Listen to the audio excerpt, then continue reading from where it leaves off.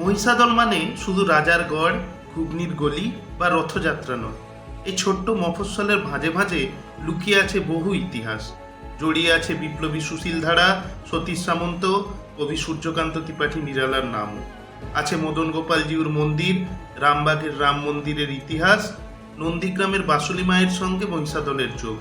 আছে জেলেদের মাঝে মিরপুর গ্রামের খ্রিস্টিয়ান পাড়ার কাহিনী। নমস্কার, পুরানো সেই দিনের কথায় আমি শুভেন্দু শুরু করছি একটি নতুন সিরিজ, আমাদের লোকালয়। আজকের বিষয় মহিষাদল। মহিষাদল পূর্ব মেদিনীপুর জেলার একটি ঐতিহাসিক এলাকা। নামের উৎপত্তি নিয়েও রয়েছে মতভেদ। কেউ বলেন এক সময় এই অঞ্চল ছিল মহিষাকৃতির, আবার অনেকের মতে মহিষের আধিক্য থেকেই এই নামের উৎপত্তি। আবার কেউ বলে মাহিষ্য জাতির আদি ও প্রধান বসতি বলেই মহিষাদল নাম হয়েছে। শোনা যায় মুঘল আমলে উত্তর ভারতের সামবেদীয় ব্রাহ্মণ জনার্দন উপাধ্যায় বাংলায় আসেন। তিনি স্থানীয় জমিদার কল্যাণ রায়চৌধুরীর জমিদারি অধিকার করে প্রতিষ্ঠা করেন মহিষাদলের রাজবংশ। তবে এসব কাহিনীর ঐতিহাসিক প্রমাণ নেই। মহিষাদলের ইতিহাসে সবচেয়ে উজ্জ্বল নাম রানী জানকী দেবী। তিনি ছিলেন ধর্মপ্রাণ, দক্ষ প্রশাসক এবং নির্মাণ কর্মে অগ্রগণ্য। বর্গীয় হামলার সময় তিনি ও তার স্বামী পর্তুগিজ গোলন্দাজ সৈনিক নিযুক্ত করেন রাজ্য রক্ষার জন্য। তাদের বসবাসের জন্য দান করেন নিষ্কর সম্পত্তি ও একটি গ্রাম, যা আজও গেওখালির কাছে মিরপুর গ্রামে খ্রিস্টান পাড়া নামে পরিচিত। রাজবংশের উৎস ছিল উত্তরপ্রদেশে, তাই রানী জানকী দেবী রামবাগ গ্রামে প্রতিষ্ঠা করেন রামজির মন্দির।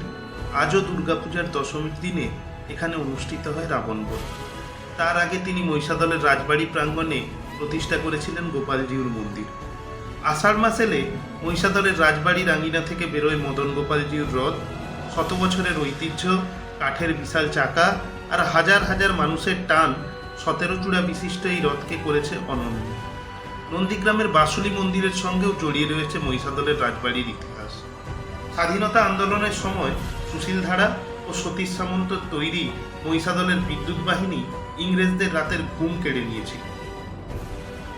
হিন্দি সাহিত্যের জনপ্রিয় কবি সূর্যকান্ত ত্রিপাঠী নিরালার শৈশব কেটেছে এই মহিষাদলে।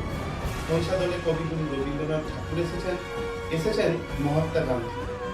কোনো জায়গারই ইতিহাস 2 মিনিটে বলা সম্ভব না। যতটুকু পেরেছি আপনাদের সামনে তুলে ধরেছি। পরবর্তী ভিডিওতে আমরা আবার ফিরে যাব বৈদিক যুগের ইতিহাস আলোচনায়। ভিডিওটি ভালো লাগলে লাইক করবেন, পেজটি ফলো করতে ভুলবেন না।